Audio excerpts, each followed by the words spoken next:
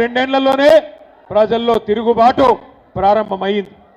రైతు బంధు కేసీఆర్ గారు ఉన్నప్పుడు బ్రహ్మాండంగా ఒకసారి కాదు, రెండు సార్లు కాదు, 11 సార్లు మీరు దండం పెట్టే అవసరం లేకుండా, దరఖాస్తు పెట్టే అవసరం లేకుండా 73,000 కోట్ల రూపాయలు 70 లక్షల రైతుల ఖాతాల్లో నాటేసే టైం వచ్చిందంటే ఫోన్లన్నీ టింగు టింగు టింగ్ అంటుండే 70 లక్షల ఖాతాల్లో 73,000 కోట్లు పడ్డాయి. ఈరోజు ఉన్నదా పరిస్థితి? ఒకప్పుడు కేసీఆర్ గారు ఉన్నప్పుడు రైతు బంధు పడుతుందా అంటే అది ఆటోమేటిక్గా పడేదే కదా, ఏమున్నది వార్త అన్నట్టు ఉంటుండే. కానీ అలా కాంగ్రెస్ ప్రభుత్వం వచ్చినాక ప్రతి సీజన్కు ప్రతిసారి నాట్లేసే టైంకు రైతు చూడాలి, ఈసారి ఎత్తడో వెయ్యడో ఏమవుతుందో అనే ఒక ఆందోళన రైతుల్లో ఉన్నది. ఒకసారి కాదు 2 సార్లు రైతు బంధు కొట్టింది. 2 ఏళ్లలోనే 2 సార్లు రైతు బంధు కొట్టిన దొంగ రేవంత్ రెడ్డి. అట్లాగే ఇలా రైతులు బాధపడుతున్నారు. మహబాద్లో అట్లాగే డోర్నకల్లులో ఈ ప్రాంతంలో ఉన్న ఇతర నియోజకవర్గాల్లో కూడా మాయమాటలు నమ్మిండ్రు, రైతులు నమ్మిండ్రు, ప్రజలు నమ్మిండ్రు. మన కార్యకర్తలు కూడా పోయిన శాసనసభ ఎన్నికల్లో కొద్దిగా డీలా పడ్డారు. ఒక మాట నేను అడుగుతా, మీరు నిజాయితీగా సమాధానం చెప్పాలని చెప్పి నేను కోరుతా ఉన్నా. ఇక్కడికి వచ్చిన మా మహబాద్ డోర్నకల్ నియోజకవర్గ అన్నదమ్ముల ఆడబిడ్డలను నేను ఒక మాట అడుగుతున్నా, నిజాయితీగా సమాధానం చెప్పండి. మీరు ఏమనుకున్నారు? మహబాద్ వాళ్ళు డోర్నకల్ వాళ్ళు ఏమనుకున్నారంటే పోతే మా ఒక్క సీటు పోతుందేమో కానీ కేసీఆర్ సార్ అయితే ఉంటాడు కదా అనుకున్నారు, అంతేనా? ఇది సీటీలు కొట్టే ముచ్చట కాదు, సిగ్గుపడే ముచ్చట.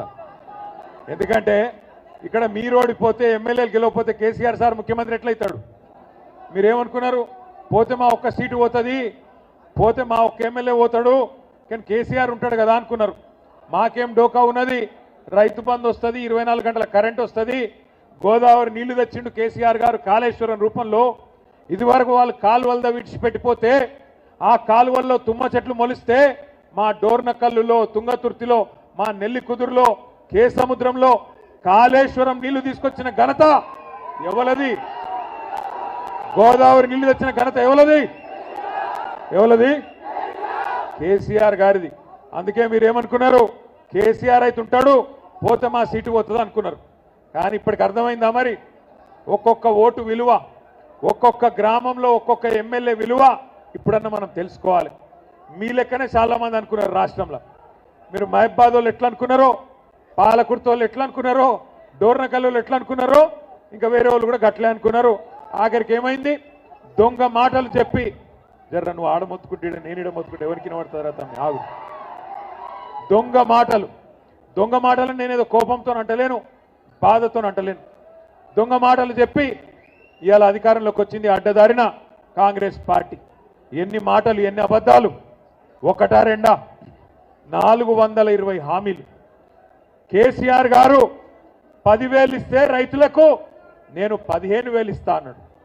కేసీఆర్ గారు కౌలు రైతులను పట్టించుకుంటలేడు, నేను కౌలు రైతులకు కూడా రైతు బంధు ఇస్తా అన్నాడు. ఇవన్నీ 100 రోజుల్లోనే చేస్తా అన్నాడు. కేసీఆర్ గారు రైతు కూలీలను పట్టించుకోలేదు. జాబ్ కార్డు ఉంటే చాలు, నేను ఒక్కొక్కలకు నెలకు 1000 రూపాయలు ఇస్తా, ఆత్మీయ భరోసా అని రైతు కూలీలకు మాటిచ్చిండు. కేసీఆర్ గారు లగ్గం చేస్తే కళ్యాణ లక్ష్మి షాదీ ముబారక్ కార్యక్రమం కింద 1,00,000 రూపాయలు ఇస్తున్నాడు, నేను తులం బంగారం ఇస్తా అన్నాడు. కేసీఆర్ 2,000 పెన్షన్ ఇస్తున్నాడు, నేను ముసలమ్మకు ముసలయ్యకు ఇంట్లో ఉండే ఇద్దరికి 4,000 పెన్షన్ ఇస్తా అన్నాడు. ఒకదానికేమో సోనియమ్మ మీద ఒట్టన్నాడు, ఇంకో దానికేమో ప్రియాంక గాంధీ మీద ఒట్టన్నాడు, ఇంకో కార్యక్రమానికి రాహుల్ గాంధీ మీద ఒట్టన్నాడు. ఇన్ని ఒట్లు పెట్టి, అడ్డమైన మాటలు చెప్పి, అరిచేతిలో వైకుంఠం చూపెట్టి గద్దెనెక్కిండ్రు అత్యవసర మార్కులతో కాంగ్రెస్ వాళ్ళు. 2 ఏళ్ళు అయిపోయింది. 100 రోజులు అన్నారు, గ్యారంటీ కార్డులు అన్నారు, బాండ్ పేపర్లు రాసిచ్చిండ్రు. మరి 2 ఏళ్లలో ఏం పీకిండ్రు నేను అడుగుతున్నా. ఏం చేసింది కాంగ్రెస్ పార్టీ? 2 ఏళ్ళు ఏమన్నా అడిగితే ఒకటే చెప్తారు, ఫ్రీ బస్ ఇచ్చినాం. ఎవలకు ఫ్రీ బస్సు? మహిళలకు ఫ్రీ అట, కానీ మొగళ్లకు డబుల్ టికెట్ అట. ఇంట్లో ఉండే పిల్లగాళ్లకు చారణ పెంచిండ్రు బస్ పాస్లకు. ఇక ఫ్రీ ఎట్లయితే నాకు తెలియక అడుగుతా.